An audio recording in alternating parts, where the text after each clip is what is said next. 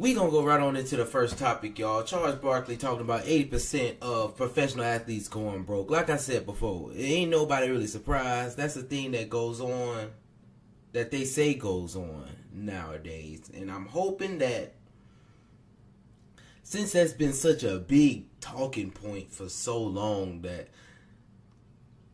they get it together. You feel me? I feel like athletes, maybe back in the day when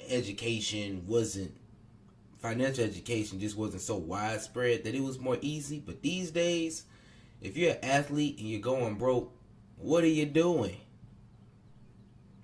These days, if you're an athlete and you are going broke, what are you doing? Because there's just so much help out there and so many past athletes that went broke. I don't see how it's even possible these days for you to go that broke. With the amount of advice and talk about athletes going broke, I don't even know how it's a possibility for any athlete to go broke these days. But hey, Charles Barkley is going to tell us why 80% of professional athletes are going broke, and you probably will see some of them, struggling in the future. Let's go on ahead and get right into it. But I tell these guys, Shannon, when I first was an idiot, when I got my money, I had like 3 or 4 cars. And Dr. J says, how many of those cars can you drive at the same time? I said, what do you mean? He says, how many of those cars you got to drive at the same time? I says, 1. He says, well, why you got 4? He said, Chuck, this money got to last you for the rest of your life. He says, this money got to last you the rest of your life. Sure do. He says, son, don't waste all your money on cars. Everybody know who you are. Wow. He said, if you pull up in a Kia, they know, oh, that's Charles Barkley. If you pull up in a Mercedes-Benz or a Rolls-Royce, that's Charles Barkley. But the problem is that money, it's not the fact that you can't afford that car. Right. It's the fact that $300,000 you spent on that Bentley, if you bought a car for $70,000, $80,000, you would have had $200,000 more in the bank, and it would have been growing and growing, and then 1 year, 3 years, 5 years, 20 years, that $200,000 is going to be worth a lot more. The question is, Charles, is that and I tell young people, you can afford that car right now at 20. Will you be able to afford that car at 60? Yeah, that's the key. There's a 40-year gap in there. Yeah. But see, the young guys, they think, like, I always tell them, I say, yo, man, we know stuff. I ain't trying to hate on no young guy. But I'm trying to, because I don't want you to be on that list. What list is that? 80% of professional athletes go broke. I don't want. Hey, he said it. That's that list. 80% of professional athletes go broke. And he said why though already. Because you want to spend your money on 3 cars when all you need is 1. 3 cars and all you need is 1. Like he said, who are you doing it for? Who are you doing it for? And I think that is a big thing in the black community, period. The question should always be, who are you doing it for? Some people, they go a little too far. Can't really afford this, can't really afford that, but you out here flexing. Same thing in club culture. You really can't do it, but you out here flexing, buying all these bottles and stuff when you know you can't afford it. But it look good. It look good to the public. You feel me? It look good when you put it on social media. So that is definitely something that needs to be talked about. You are still going to be who you are with or without most of the material items that you have. And that's the biggest thing. I think that's why it just doesn't apply to athletes. That can apply to anybody. It can apply to anybody. I know for sure that it can affect anybody, because material things are always just superficial. I am the same Steve that I was when I had that Nissan Sentra that broke down on me, as the same Steve who has this GR80 86. So I would have been the same Steve if I got a Honda Civic from 2011, 2011 Honda Civic. I would have been the same Steve. So it really, those material things, they mean really nothing at the end of the day. So he's not capping on that. And then they started getting into the young people don't want to listen. Hey, I feel them. Like I said, young people, we gotta figure out a way to enjoy our money, but we also gotta listen to the wisdom that people who have lived through the situation have, because you don't want to go and waste all your money on material items. So let's keep this thing going. I want you on that fucking list. Where are they now? Yeah, well, like, yo, this money, you're 20. Mm-hmm. When you're 55, how much money you gonna have left? Mm-hmm. That's the key. Especially living life. If you're living a lifestyle right now, don't you want to live that lifestyle for the rest of your life? I mean, I don't want to be poor. I've been poor. Hey, I know what it's like to eat raccoon, possum, sardines, Vienna sausages, pig ears, pigtails, pig feet. I don't want to eat that no more, Chuck, unless I want to. I don't want to have to eat it out of necessity. Hey, well, listen, I gotta have my pig feet. You still eat pig feet? I do. Oh yeah, I do. I got pig feet. I get them. I go to a great soul food place here called K&K. Okay. I get me some pig ears, not pig ears, pig feet. Yeah. I got to have my neck bones. You see, I love some neck bones. I love oxtails. Oxtails. That's their specialty. I love me some oxtails. Yeah, man. See? You got to get some yams. You got to get some collards. I mean, but you know, when like I said, I know they. Come on now, we ain't gotta eat a lot of that stuff no more, y'all. We do not have to eat a lot of that stuff no more. Chitlins, pig ears, pig feet, pig bladder, whatever the heck you eating that you know we ain't gotta eat no more. We don't need to be eating no more. That is hex no. Hex no. I tried chitlins one time. I said never again. Seeing pig ears, pig feet. Come on, y'all. We do not have to eat that no more. And I don't even think that stuff is really that cheap, if you ask me. You know, it's done turned into more of delicacy. You know, people say this is a delicacy, and it's nasty to me. I ain't doing it. I will not do it. We do not have to eat that no more. I started, and I tell them, I said, yo, man, I've been in your situation. I wasted money on cars. Mm-hmm. And then you're like, oh, man. Because when you waste money on cars, you're really just trying to impress other people. Correct. That's what you're doing. That's like, when I used to have nice cars, they said, what kind of rims you going to put on it? I said, what do you mean? They're like, put some rims on it. I said, so if I put rims on it, I'm really trying to impress other people, because I actually can't see the rims when I'm in the car. That's what I tell him. I said, you know I can't see the rims when I'm in the car. Right. So I'm really, that's what Doc said. He said, so you're really trying to impress other people. Right. You don't have to impress people. They already know who the hell you are. Is it because, Charles, a lot of us come from single-family homes. Yeah. We didn't have anything, and this is the first opportunity. Because we don't see the other side. They don't. Yeah. I don't think Peyton Manning went out and bought a Rolls Royce. Yeah. I don't think guys when they obviously they have nice homes and they. But I'm saying, because all I wanted when I was like, man, when I saw Miami Vice and I saw that Ferrari, I said, I'm getting me one of them. And Rolex, I said, I got to get me. So I wanted to, like, that was my way of saying I've made it. Yeah. And Herm Edwards, who's somebody I really like and admire, he says, you can have one car. You don't need 5. You don't need a bunch of houses. No. He says, I live by the one model. You need one. That's good enough. And like I say, and the young black kids, and I'm talking to them, man, save your money. Yes. And another thing, you don't have to. He's not lying. He's not lying when he says save your money. It's not about how much money you can spend. It's about how much money you can save, that way it grows. Not save and put in a bank, but save and invest. That way it can grow. They're not lying. They're not lying. I think once you make it, you just feel like you have to show people that you made it. Everyone wants to show people that I've made it. And that's why people get these cars. People even get houses that they can't afford. You know, just to show that I've made it. And I think that is one of the the biggest downfalls, I don't even think that's keeping up with the Joneses at that point, because you trying to follow. It's more of a, this is a statement that people are wanting to make. A statement that I've made it, and that's it. Everyone wants to feel that way. Everyone wants to feel that way. I know he's talking about the car thing.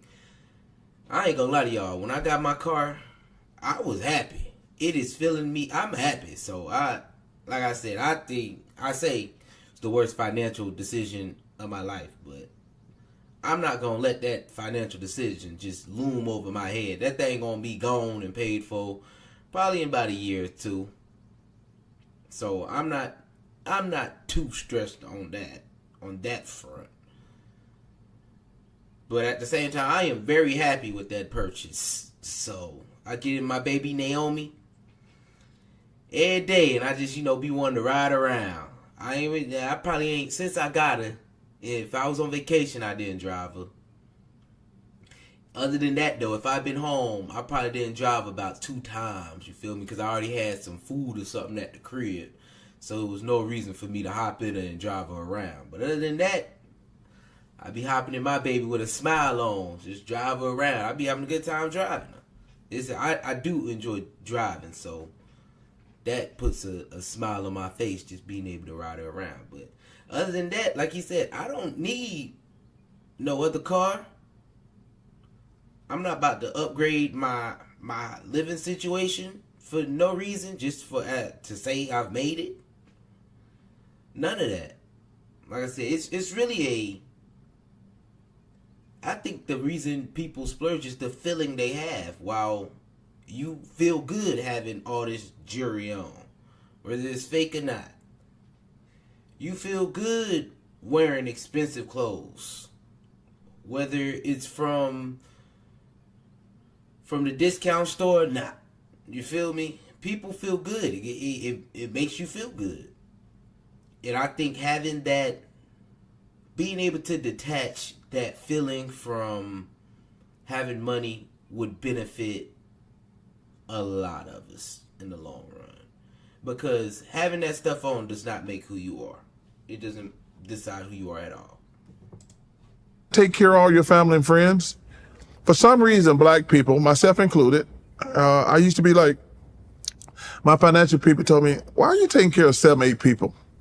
I'm like, well, he said, no. No, you don't have to take care of everybody. Right. Because you're going to go broke. Mm-hmm.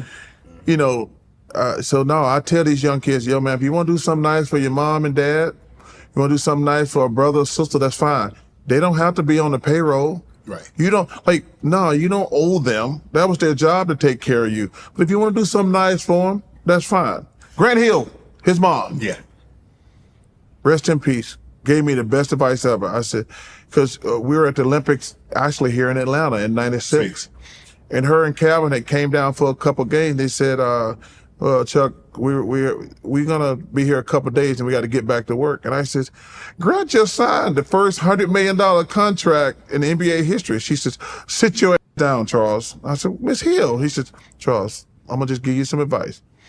Do not start taking care of your family and friends, because number one, they're never gonna stop and it's gonna ruin all your relationships. Mm-hmm. I said, what do you mean? He says, when you start giving people money, they're never going to ask you for money one time. Right. But she said, the second thing is, no matter what you do for them, the first time you tell them no, they hate you. And I said, what? And I had to learn. People who I have been giving money to, the first time I told them no, they like, no, we're not friends anymore. Yeah. That was a tough and painful lesson for me. Give Junior Bridgman some credit too. People don't know who. He not gonna lie. I can't. When you start getting money, family and friends will definitely start hitting you up. And that can be another downfall, because you don't want to see people struggle. You don't want to see people struggling out here, but there has to be a balance somewhere in there. And I love to say it. I said this a little while ago. Anywhere where money is involved in relationships, it can get sticky. It can get sticky, especially when family and everything is involved. If you're able to provide for people, help them out, but it can't be to the detriment of you. It can't be to the detriment of them, because people they'll start feeling entitled to that. I don't know what it is. I don't know why. People will start to feel entitled to your money. You got it. You'll be okay. I need it more than you. You know, crazy stuff. But you definitely have to find that balance. And like they said, a lot of relationships might get ruined. Nah, bro, you know, I had stuff going on. I can't do it this time. And if they get pissed, oh well. That just is how it's gonna be. If that's getting in between us right now, that's just gonna have to be how it is. You're gonna have to learn how to say no to people. You'll get some leeway to people. And I say, if you give money to people, you gotta not expect it back. Cause it be struggle out here. It be a struggle out here, and that will define your relationship. Will be defined by money. People you don't talk to at all, the first time they hit you up, it'll be over some money. That just is what it is. And no, once you start getting to it, that's what's gonna happen. And make sure you're not giving money out just because they see you as you have money. But you have bills to pay, you have this to do, you have that to do. You got to make sure that you're okay in the long run. You feel me?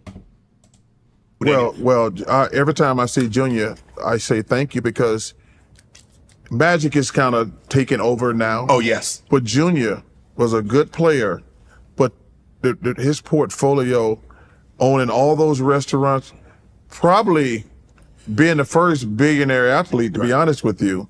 Him, Dave Bing, and also is amazing businessman. Right. But every time I see Junior Bridgman, like, for a guy who didn't make a ton of money. That's what's so impressive. Yeah, like, and didn't have the name. Didn't have the name to learn how to handle business. And he's probably got 500 to 1,000 restaurants now. And like, does it so low key. Mm-hmm. Does it so low key. Like, every time I'm around here, I try to pick his brain. Right. Because it's different now, because these guys make so much money. Yeah. I said, back in our day, I says, dude, and I'm not poo-pooing on this either. I want to make it clear, because, you know, when I say it, it's going to sound stupid. The most money I made was $5 million. Mm-hmm. That was my last year. Right. I says, now that's below the minimum. Still a lot of money. I says, to be a businessman in our day and become a billionaire, you are great at business. Right. You are great at business. And he wasn't a name. People wanted to attach themselves to Magic. Yes. People wanted to attach themselves to Mike. Yes. He was Junior Bridgman. Just a great businessman and a good dude. Here's to me is one of the greatest stories ever. And if I was the NBA, mm-hmm. I would bring him in every year to my teams, and say, guys, because what people don't understand, everybody on an NBA team or NFL team ain't making a lot of money. True. Or ain't gonna play a lot of years. 10, 15. The average, in both sports, the average year is about 4 years. Mm-hmm. Those are guys who need a Junior Bridgman. Mm-hmm. That's like, you know, I was watching the draft last night. Yeah. And this always annoys me about young kids. I was like, these dudes got Louis Vuitton shirts. Iced out. And I don't mind a little ice, but too much ice. They got Dior shoes. Yep. I says, already. They do know that money ain't gonna last forever, right? Get you a pair of Nikes. I'm not paying for no Dior shoes. But you got to be nice. Because you had that cranberry suit on. Yeah. You were nice, Chuck, with that little skinny tie. There's nothing wrong with a nice suit. Want to join Club Shay Shay? Becoming a... Yep. Like I said, that is what it is. His biggest thing is stop flexing for no reason. I think that's really what he was saying right there. You flexing for no reason. You going too far in your flex.